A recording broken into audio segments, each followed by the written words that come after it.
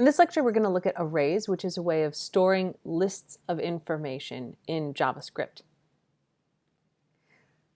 Those are variables, just like the variables that we've been looking for. So let's look at one. We'll make one called states. And so far it looks just like variables where we did this, but instead of putting a number or a string, we're actually going to put a list of things. The way you initialize this list is to start with a square bracket, and then your items will go between the start and the end bracket. And you separate them with commas. So if we want to list states that are nearby, we'll promote DC to state status.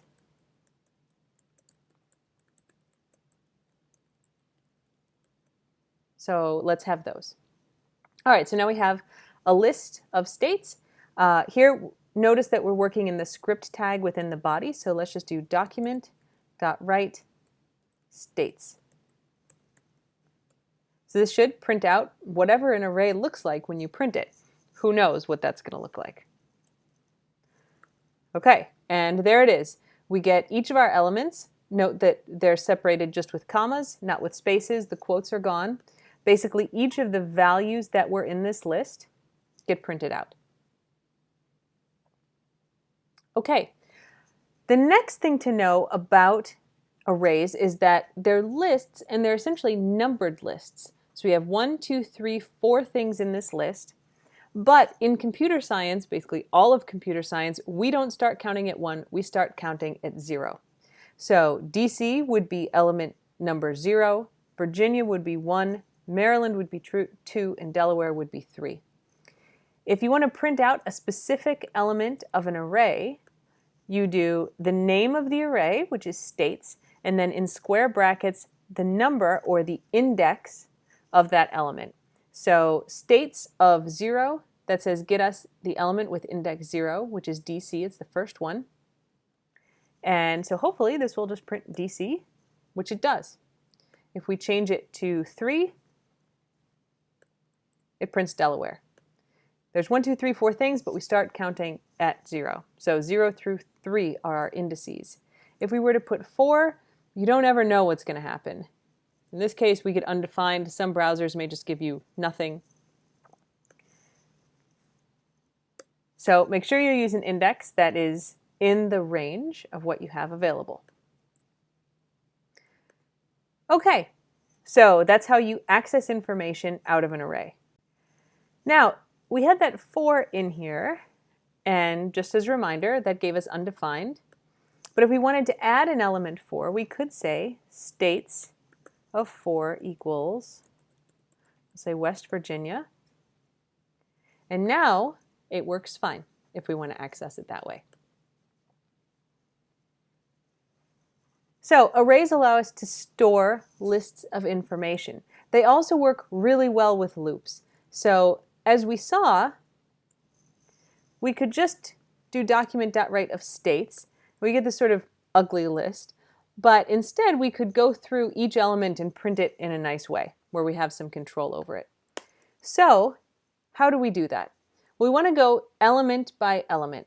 So we're going to write, let's first see what we want it to print like, and we'll start with an example, states of 0. So that's going to print just DC for us, which is fine. But let's say we want to put this in an HTML list. So we'll do document.write, and we'll make this an unordered list. And then for each element, we're going to print the li tag and then the name of the state. And at the end, we'll print the end ul tag. All right, so if we save this and reload it, now we have DC as part of a bulleted list. And let's just add one more in so we can see. All right, so we want to print out all of the things, and we don't want to do it just listing each one, because if we expand our list, then we have to add more code. So we basically want to do this line, but instead of putting in a number, we want to print X and have X go from 0 to whatever the last element is. So for that, we want to do a loop. I'm going to do a for loop. So we're going to say for our variable X It will start at 0. And then what do we want to do? Well, we want to check that x is less than the number of things in our array. Because if you remember, let's ignore this West Virginia line and just look here. We have 1, 2, 3, 4 things in our array. They're numbered 0, 1, 2, and 3. So our index will be 0, and then we'd increment to 1, increment to 2, increment to 3, which is less than the size of the array, which is 4. Once our index, x, gets up to 4, it is equal to the length of the array. It's too big, and so we'll stop. So we want to stop when we're going to keep going as long as x is less than the length of our array, of our list. And for that, there's a special piece of syntax. So we can do states.length. .length is built in, so it says go to states and get the attribute called length. And that will give us an actual count of how many elements are there, which is 4. So x will start at 0, it will go up to 3 and execute what comes next. And once it's equal to 4, this will be false, which is exactly what we want. After each time through the loop, we'll do x plus plus. And that's the line that we're going to do. So we'll start with x equal to 0. 0 is less than 4, which would be the length here, or 5 in this case, since we added West Virginia. So we're going to print out states of 0. We're going to increment x, and now x is equal to 1. That's less than the length, so we'll print this out, and we'll repeat it until it's equal to the length. So let's test that. There we go. There's our list. It includes the West Virginia, which we added, and that looks exactly right. Now, let's say I'm like, well, I put all these states and I really want them in alphabetical order, so it looks nice, but I don't want to have to go through and reorder them. Can I sort this list? And you can. You can do states.sort with parentheses. That's a function that works with arrays, and it will sort them in alphabetical order if they're strings, or numeric order if there are numbers in your array.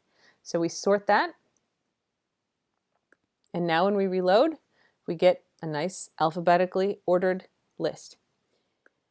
So I hope this shows you why arrays and loops go so well together.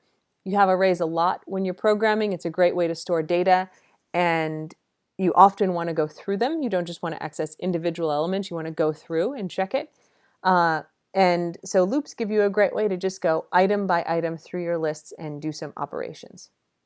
Let's look at a couple other operators that we have. So here I added West Virginia by doing states of 4 because I knew that we had numbers 1 through 3, but I may not know how many elements are in my array, right? I could have read some data from someplace else. I may just not have kept track, and so I might not know that number. So there's an easy way, without having to get the number at all, that you can do it. You can do states.push and then give the new element to add in. And that just sticks it on to the end at whatever number it needs to be. If we redo our list, there's New Jersey. And remember, we're sorting our list alphabetically, so it's popping up in the middle.